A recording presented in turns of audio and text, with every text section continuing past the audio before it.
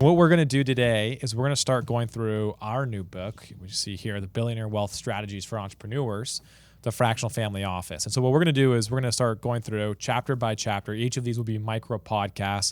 And we're starting out today. And we're starting out today with the introduction.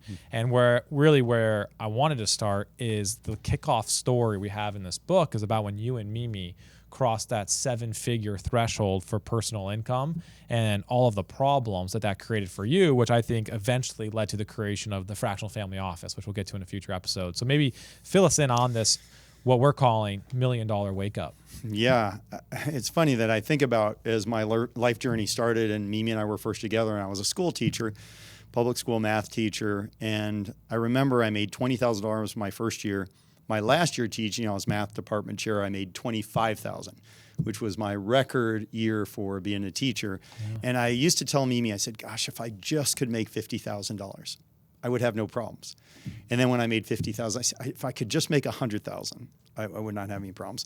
And when we started our company in 1999, kind of the big goal for a lot of entrepreneurs was $1 million of personal income, 7 figures of personal income. It sounded enormous, sounded like you would have more money than you knew what to do with. Of course, we weren't always thinking about taxes, which kind of comes to the story, and that is when we finally hit that threshold after being in business for 14, 15 years, we made $1 million of personal income.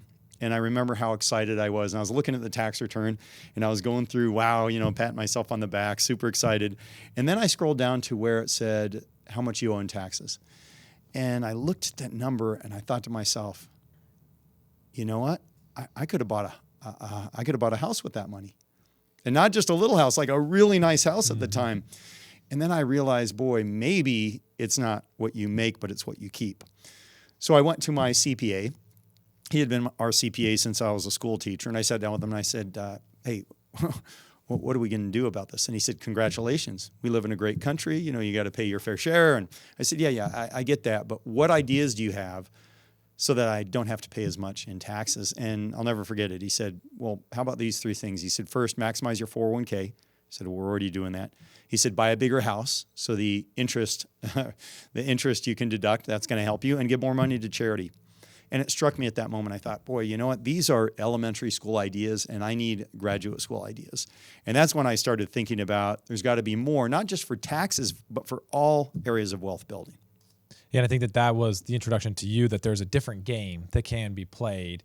And I think that was a realization perhaps for you and Mimi that you're not playing the right game when it comes to wealth building and wealth creation. Yep, exactly right. It was like we were just using basic strategies that the average person use. And when you're an entrepreneur making a lot of money, it opens the door to billionaire strategies. That's the title of our book.